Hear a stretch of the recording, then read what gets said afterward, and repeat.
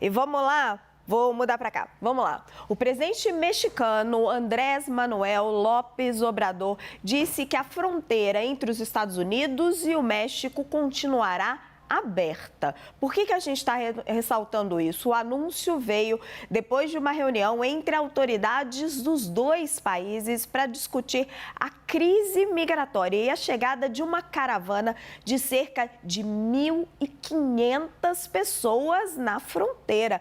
Para explicar tudo para vocês, a gente vai com ela, a nossa querida Mariana Janjacomo, ao vivo de Nova York. Oi, Mari, aí já está aquele friozinho de Nova York. Tô achando que tá até nevando um pouquinho por aí, né? Bem-vinda, minha querida. Oi, Raquel, muito obrigada. Pois é, Raquel, friozinho aqui, chuvinha, viu? Chuva o dia inteiro. Daqui a pouco a gente deve ter uma neve, sim, mas por enquanto a chuvinha aqui em Nova York. Então, nessa semana aí entre o Natal e o Ano Novo, uma semana nublada por aqui e bastante frio, sim, Raquel. E olha, com esses assuntos, né? Claro, a gente já aqui no aquecimento para as eleições do ano que vem e com assuntos que certamente vão ser muito importantes para definir essa corrida eleitoral e um deles a imigração, esse problemão nas mãos de Joe Biden. Claro que os Estados Unidos sofrem com esse problema há anos, né? Mas agora existe realmente uma crise migratória muito séria. A gente teve então essa reunião do secretário de Estado americano Antony Blinken com o presidente mexicano Andrés Manuel López Obrador.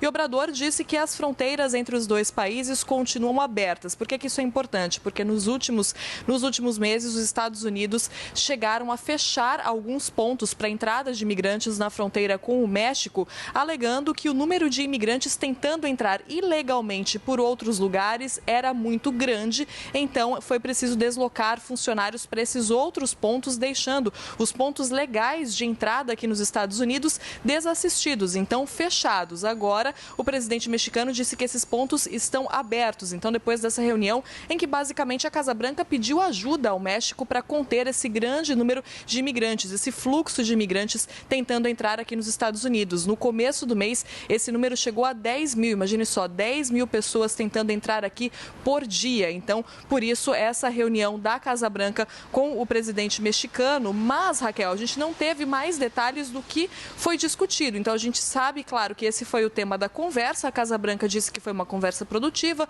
o presidente mexicano também, mas ninguém divulgou mais detalhes sobre exatamente o que vai ser feito. Então, a questão continua, e tanto continua que o prefeito aqui de Nova York, Eric Adams, decidiu adotar uma ordem executiva para tentar limitar o número. Na verdade, a questão não é tentar limitar o número, mas é tentar controlar de alguma maneira o número de imigrantes que chegam aqui a Nova York, porque Nova York é considerado um santuário, ou seja, tem o dever de abrigar essas pessoas, mas a cidade está atingindo a sua capacidade. A gente vê isso no dia a dia, a gente vê esses imigrantes pelas ruas, essas pessoas que muitas vezes não têm para onde ir, não podem trabalhar, então andam aqui pelas ruas numa situação realmente muito triste, muito complicada. E o prefeito de Nova York, então, nessa semana, determinou uma ordem executiva dizendo que os ônibus têm que avisar 32 horas antes que vão chegar aqui a Nova York e também estabeleceu alguns horários para que esses ônibus cheguem, porque os estados republicanos ali na fronteira